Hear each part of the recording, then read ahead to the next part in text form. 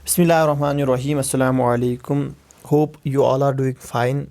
तो हम अपनी लेक्चर सीरीज़ को कंटिन्यू कर रहे हैं जो कि एमसीक्यू सीरीज़ है।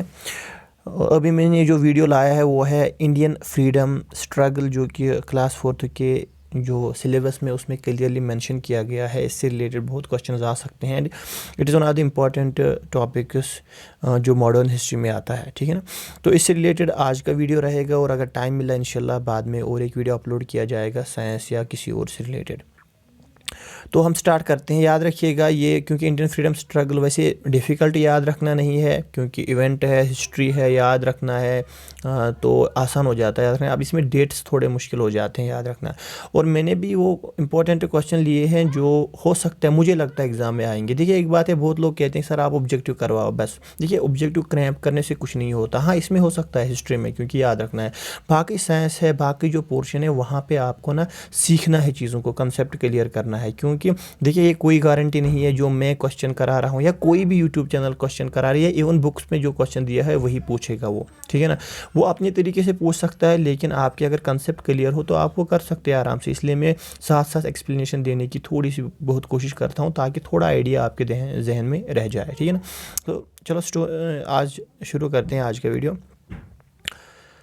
पहला क्वेश्चन जो मैंने लिया है, when was the quit India movement launched by Mohandas Karamchand Gandhi. देखिए गांधी जी ने एक मूवमेंट लॉन्च किया था जिसका नाम था क्विट इंडिया मूवमेंट, यानी ब्रिटिशर्स को कहा गया था आप इंडिया को छोड़ के चले जाइए, ठीक है ना। तो वो कब स्टार्ट हुआ था, क्वेश्चन ये पूछ रहा है। 1946, 1939, 1942, 1940, ठीक है।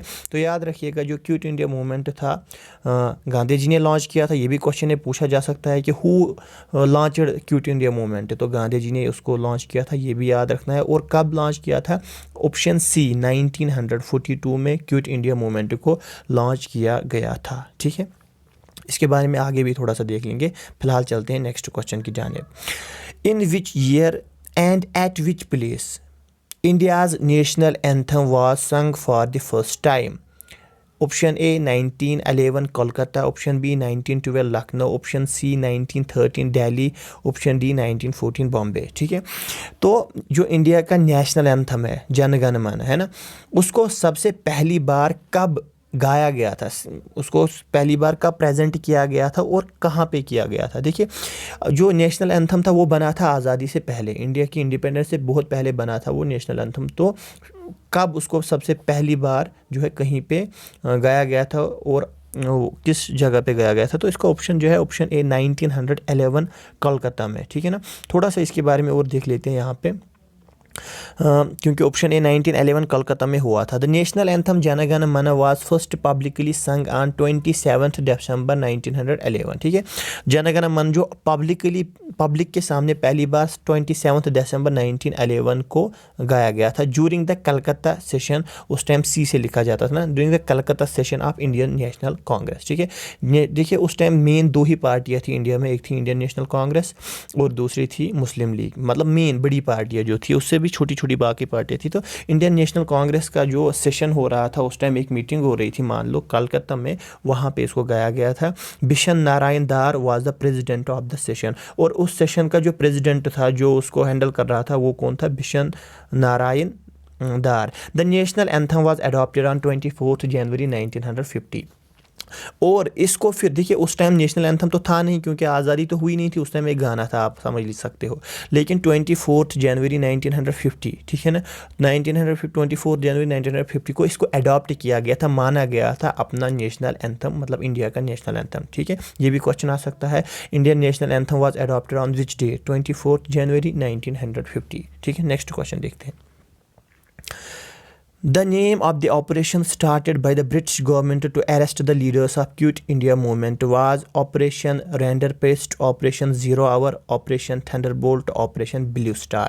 देखिए जब क्विट इंडिया मूवमेंट हुई तो मतलब ये तो ब्रिटिशर्स के ख़िलाफ़ थी। ब्रिटिशर्स ने फिर एक क्रैक डाउन स्टार्ट किया, जो भी लीडर इसमें इन्वॉल्व थे, जो क्विट इंडिया मूवमेंट को करवा रहे थे, उनको अरेस्ट करना, जैसे गांधी जी वगैरह वगैरह जो भी उस टाइम थे, ठीक है ना। तो फिर उसको जो अरेस्ट कराने के लिए उन्होंने एक मूवमेंट वापस एंटी मूवमेंट स्टार्ट की थी क्विट इंडिया मूवमेंट में, जो भी लीडर्स थे उनको अरेस्ट करने के लिए। और उस मूवमेंट का क्या नाम रखा गया था ब्रिटिशर्स की जानिब से, तो option C Operation Thunderbolt was the correct answer. Operation Thunderbolt उन्होंने उसका नाम रखा था, यहाँ पे थोड़ा लिखा हुआ था। द क्यूट इंडिया मूवमेंट जो था, जो हमने पहले ही देखा था 1942 में स्टार्ट हुआ था, अगस्त 1942 में स्टार्ट हुआ था, इसलिए इसका दूसरा नाम अगस्त मूवमेंट या अगस्त क्रांति, ये भी क्वेश्चन आ सकता है, ठीक है ना। अगस्त मूवमेंट, अगस्त क्रांति का दूसरा नाम क्या है? क्यूट इंडिया मूवमेंट, ठीक है। ये गांधी जी ने कहा था कि उनको बोलो, मतलब ब्रिटिशर्स को कहा था आप जल्दी छोड़ जाओ, यहाँ से चले जाओ और हमें इंडिपेंडेंस चाहिए, आज़ादी चाहिए, ठीक है। तो 1942 में ये हुआ था और उसको फिर जो लीडर्स हैं उनको अरेस्ट करने के लिए ब्रिटिशर्स ने ऑपरेशन थंडरबोल्ट चलाया था। नेक्स्ट क्वेश्चन देखते हैं। President of Indian national Congress at the time of independence was JB Kripalani, Maulana Abdul Kalam Azad, doctor Rajendra Prasad या जवाहरलाल नेहरू। जब आज़ादी मिली इंडिया को, उस टाइम पे जो इंडियन नेशनल कांग्रेस सबसे बड़ी पार्टी जो इंडिया की थी, उसका जो प्रेसिडेंट कौन था at the time of independence, president कौन था? तो option A JB Kripalani is the correct answer. इसके बारे में भी थोड़ा सा देख लेते हैं जल्दी से। JB Kripalani was the president of Indian national Congress at the time of independence, यही कहा गया है, ठीक है। और इसका पूरा नाम क्या था? आचार्य जीवंतराम भगवान दास कृपलानी, ठीक है।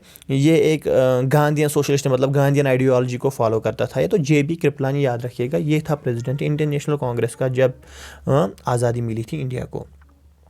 नेक्स्ट क्वेश्चन देखते हैं।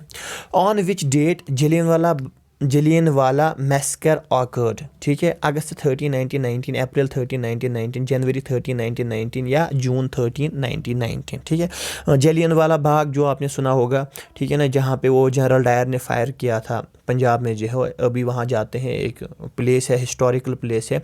तो वो जलियनवाला बाग मैस्कर जो वहाँ पे बहुत सारे लोगों को उस टाइम जो है ना मारा गया था, या आप कह सकते हो शहीद किया गया था। अगर हम इंडिया के मतलब इंडिपेंडेंस के हवाले से बात करें तो उस टाइम डेट क्या था, किस डेट पे ये हुआ था? तो याद रखिएगा option B April 30, 1919 is the correct answer. April 30, 1919 को हुआ था जलियनवाला बाग मैसेकर, ठीक है। ये यहाँ पे लिखा हुआ था, the Jallianwala Bagh massacre took place on 13 April 1919। The acting brigadier general Dyer जो था उसने ऑर्डर किया था उस टाइम किनको, अपने जो फौजियों को, कि आप फायर चलाओ सिविलियन पे। और उसमें 379 वहाँ पे उस टाइम डेथ हुई थी, 379 पीपल्स की, और 1000 से ज़्यादा इंजर्ड हुए थे उस इंसिडेंट में। अच्छा, who had given the slogan of do और die during all India Congress committee in Bombay and ratified the quit India resolution, ठीक है। किसने कहा था डू और डाई, ये स्लोगन किसने दिया था? महात्मा गांधी, जवाहरलाल नेहरू, सुभाष चंद्र बोस या Jayaprakash Narayan? Option A Mahatma Gandhi is the correct answer. उन्होंने ही पहली बार कहा था डू और डाई, ठीक है, हमें आज़ादी चाहिए या मरो, ठीक है ना, या करो, बस ये उनकी उस टाइम की स्लोगन थी। नेक्स्ट क्वेश्चन देखते हैं। The idea of Pakistan was first conceived by Mohammad Iqbal, M.A. Jinnah, Shakoor Ali, Aga Khan. इन चार में से आइडिया पाकिस्तान सबसे पहले किसने दिया था, ठीक है ना? तो याद रखिएगा, बहुत लोग कहेंगे M.A. जिन्ना, ठीक है ना, लेकिन जो जिन्ना साहब थे उन्होंने नहीं दिया था, बल्कि मोहम्मद इकबाल, जिसको हम अल्लामा इकबाल रहमतुल्लाह अलैह फरमाते के नाम से पुकारते हैं, ठीक है। तो उन्होंने ही पहले आइडिया दिया था पाकिस्तान का, फिर जो है जिन्ना ने उसी आइडियालॉजी को आगे चला के पाकिस्तान बनाया, पाकिस्तान फिर वजूद में उसी तरीके से आया, ठीक है। नेक्स्ट क्वेश्चन देखते हैं। Who said the Simon Commission report should be thrown on a heap of rubbish, ठीक है। किसने कहा था जो ये साइमन कमीशन, एक कमीशन बनाई गई थी जिसका लीडर जो था साइमन था, जिसके नाम पे उसको साइमन कमीशन कहा जाता है, ठीक है ना। साइमन कमीशन जो था, इस रिपोर्ट को किसने कहा था इसको फेंक दो, गटर में फेंक दो, ठीक है ना। तो option A Mahatma Gandhi, option B Shiva Swami Iyer, option C Mohammad Ali Jinnah या option D Jawaharlal Nehru. So याद रखिएगा, इस क्वेश्चन का जो करेक्ट आंसर है वो है ऑप्शन बी शिवा स्वामी अय्यर। वो बंदा था जिसने कहा था, साइमन कमीशन ने जो रिपोर्ट दी हुई है, साइमन कमीशन आया था एक्चुअल में उस टाइम इंडिया पे किस लिए आया था? देखिए, जब हिंदुस्तान के लोग आज़ादी ढूंढ रहे, मतलब मांग रहे थे ब्रिटिशर्स से, तो ब्रिटिशर्स बहुत सारे कमीशन भेज रहे थे कि आप देखो उनकी क्या प्रॉब्लम है, वो प्रॉब्लम दूर करते हैं, आज़ादी वाज़ादी क्या मांग रहे हैं, ठीक है। उसमें एक कमीशन आया था साइमन कमीशन, जिसको कि अपोज़ किया था इंडिया के लोगों ने। क्यों अपोज़ किया था वो हम आगे देखेंगे, ठीक है। उसका लीडर साइमन था, उसने जो रिपोर्ट दी हुई थी, तो शिवा स्वामी अय्यर ने कहा था इस रिपोर्ट को फेंक दो, किसी गटर में फेंक दो, डस्टबिन में फेंक दो, इसकी कोई अहमियत नहीं है। तो option B is the the correct answer.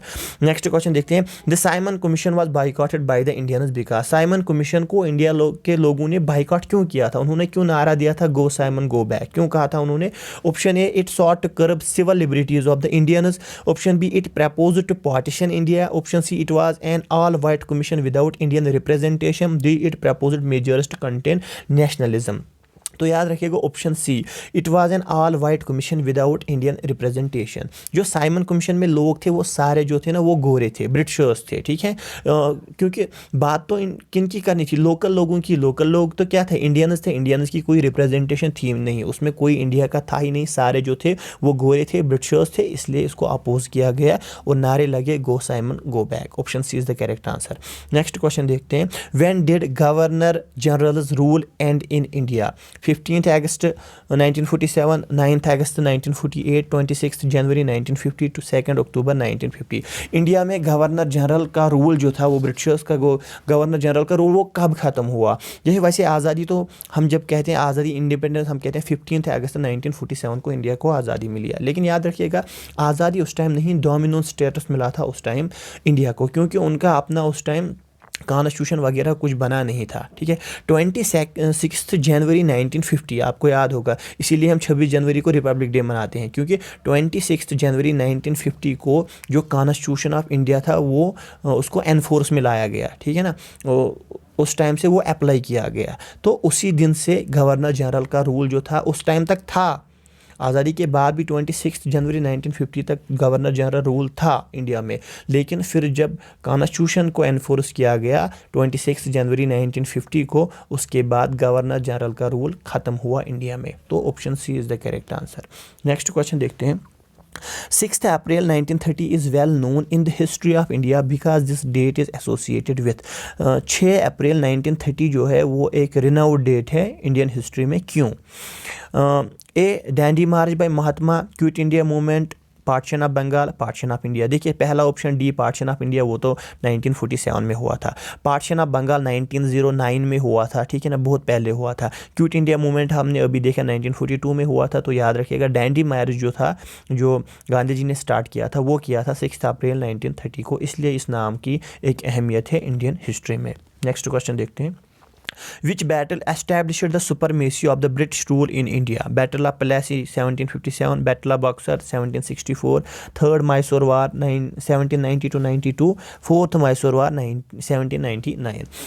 इनमें से किस वार, किस बैटल के बाद ब्रिटिशर्स की सुपरमेसी, मतलब ब्रिटिशर्स ने एक कब्जा सा इंडिया में अपना दबदबा जमाया था, किस वार के बाद? तो याद रखिएगा option B, battle of Buxar जो 1764 में ब्रिटिशर्स मतलब ईस्ट इंडिया कंपनी जो थी उसके और मुग़ल एम्पायर्स के बीच में हुआ था, जिसमें मुग़ल एम्पायर को शिकस्त हुई थी, फिर ट्रीटी ऑफ इलाहाबाद हुई थी। तो और जिसके बाद जो है ना बंगाल वगैरह का कब्ज़ा किसको, मतलब उसका रूल उसके बाद किसने संभाला था? ईस्ट इंडिया कंपनी में। तो बैटल ऑफ बक्सर जो 1764 में हुई थी, उसके बाद से ही ब्रिटिशर्स का एक दबदबा रहा इंडिया में, जिसके बाद उन्होंने पूरे इंडिया में राज किया, कब्जा किया, ठीक है। नेक्स्ट क्वेश्चन देखते हैं, with which of the following is the comment no वकील no appeal no dalil associated?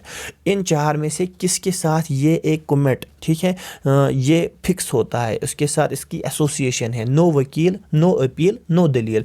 The communal award 1932, the Simon commission 1928, the Rowlatt act 1919, the vernacular press act 1878। तो याद रखिएगा the Rowlatt act 1990 is the one of the most important topic, इससे बहुत सारे question पूछे जा सकते हैं, ठीक है ना, इसको देख के जाइएगा। तो इसका ऑप्शन भी रॉल्ट एक्ट है। रॉल्ट एक्ट क्या था एक्चुअली? रॉल्ट एक्ट था, ब्रिटिशर्स ने जो था ना वो एक रूल पास किया था, ठीक है, एक कानून पास किया था कि वो किसी को भी अरेस्ट कर सकते हैं विदाउट ट्रायल, ठीक है ना, ट्रायल के बगैर किसी को जिसको चाहे, वो चाहते थे इंडिया में ना लोगों पे एक दबदबा कायम रखे। तो हमें वैसे बीइंग ए कश्मीरी हमें समझाने की ज़रूरत नहीं है, बस आप इतना समझ लीजिए कि वो अपना टैक्ट इस्तेमाल कर रहे थे कि लोगों को अपने दबाव में रखे, ठीक है ना। तो उसलिए उन्होंने एक रूल किया था कि हम किसी को, किसी भी लीडर को, किसी भी आम शख्स को अरेस्ट कर सकते हैं विदाउट ट्रायल, ठीक है ना।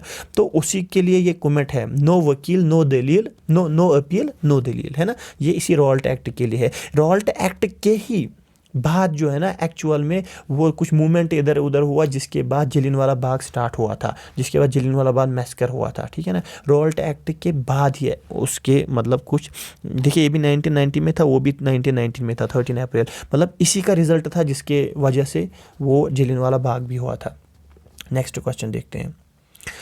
The Muslim league demanded A separate state for the Muslims in the year. Muslim league ने मुसलमानों के लिए अलग वतन अपना, ठीक है, कब मांगा पहली बार? तो याद रखिएगा 1920, 1930, 1940, 1946, ऑप्शन सी 1940 को याद रखिएगा। 1940 में पहली बार मुस्लिम लीग ने डिमांड की थी कि हमें जो मुस्लिम है, मुस्लिम्स को अलग अपना एक कंट्री चाहिए, ठीक है, अपना वतन चाहिए। 1940 में ये कहा गया था। नेक्स्ट क्वेश्चन देखते हैं। Who was the Prime Minister of UK at the time of India's independence? Winston Churchill, Clement Attlee, Lord Mountbatten, Ramsay MacDonald. इन चार में से जब इंडिया को आज़ादी मिली उस टाइम पे ब्रिटिश में कि कौन सा प्राइम मिनिस्टर था? तो याद रखिएगा option B, Clement Attlee is the correct answer. वो था उस टाइम ब्रिटिशर्स का वहाँ पे प्राइम मिनिस्टर जब आज़ादी मिली थी। नेक्स्ट क्वेश्चन देख लो। The Khilafat movement was started by Mohammad Ali Jinnah, doctor Zakir Hussain, Fakhruddin Ali Ahmed, Ali brothers.